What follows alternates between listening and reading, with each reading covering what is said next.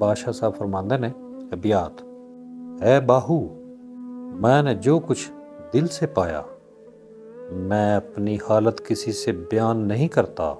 اگر میں دل کی کیفیت کو بیان کر دوں تو کوئی آدمی زندہ نہ رہے۔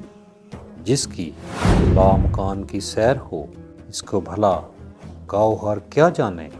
میں تم کو یہ خوشخبری دیتا ہوں کہ میں بغیر آنکھوں کے نظر کے لامکان کی سیر کرتا ہوں۔ ذکر و فکر میں وہ مزہ ہے جو عام میووں میں نہیں۔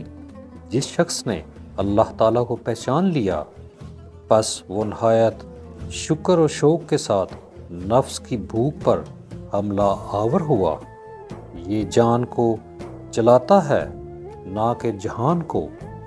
عاشقوں کا رزق توکل سے ہوتا ہے نہ کہ روزی کے حاصل کرنے سے۔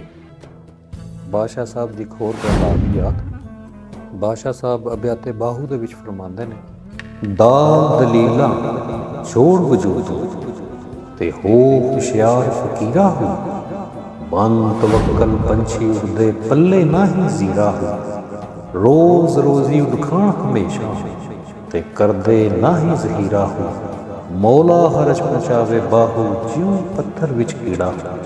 بادشاہ صاحب اپنی کتاباں دے وچ ہی زیادہ فرماندے نے کہ تہاڈا رب تے توکل ہونا چاہیے اور ساڈا رب تے توکل نہیں ہے۔ بادشاہ صاحب بار بار یہ گل باور کراندے نے، یاد کراندے نے، فرماندے نے کہ اللہ تے توکل کرو، اللہ تے توکل کرو۔ حدیث، بے شک اللہ تعالیٰ مصیبتیں ڈال کر ایمان والوں کا امتحان اس طرح کرتا ہے جس طرح سونے چاندی کا امتحان آگ سے ہوتا ہے۔ جس شخص کا نام ولی ہوتا ہے پہلے اسے مصیبت میں مبتلا کرتا ہے، اللہ والے اس مصیبت کو نعمت سمجھتے ہیں۔ حدیث، سب سے سخت بلا انبیاء پر، اس سے کم اولیاء پر، اور اس سے کم پرہیزگاروں پر، اس سے کم عام لوگوں پر نازل ہوتی ہے۔ یہ لوگ کسی کی قید میں نہیں ہوتے کیونکہ یہ بے نیاز اور غنی ہوتے ہیں۔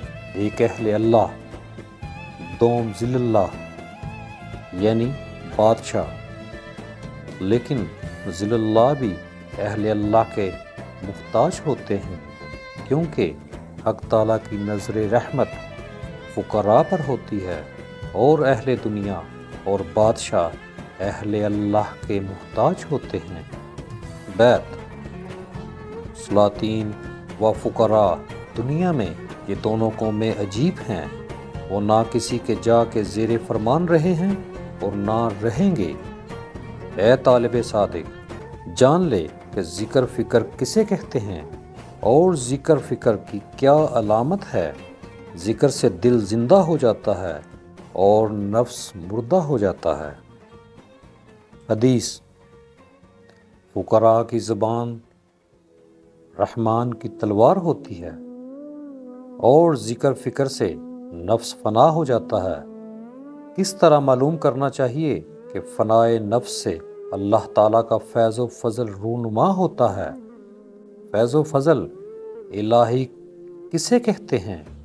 اس کی علامت یہ ہے کہ اگر جاہل کی طرف نگاہ کرے تو عالم ہو جائے، اس پر ظاہر و باطن کے علوم منکشف ہو جائیں، اور اگر مردہ دل کی طرف دیکھے تو اس کا دل زندہ ہو جائے، اور اگر عالم فاضل کی طرف دیکھے تو اس سے تمام علم واپس لے لے، یہاں تک کہ الف بے بھی نہ پہچان سکے، اور اس کا قلبی ذکر اس طرح جاری ہو جائے کہ علم پڑھ ہی نہ سکے، اور دل پر اسم اللہ نقش ہو جائے اور اس کا دل دریا کی طرح رواں ہو جائے، اور جو علم کاغذ، حرف، سطر، سیاہی پر ہے وہ سب پانی میں غرق ہو جاتا ہے، اس لیے کہ دل ایک گہرا سمندر ہے اور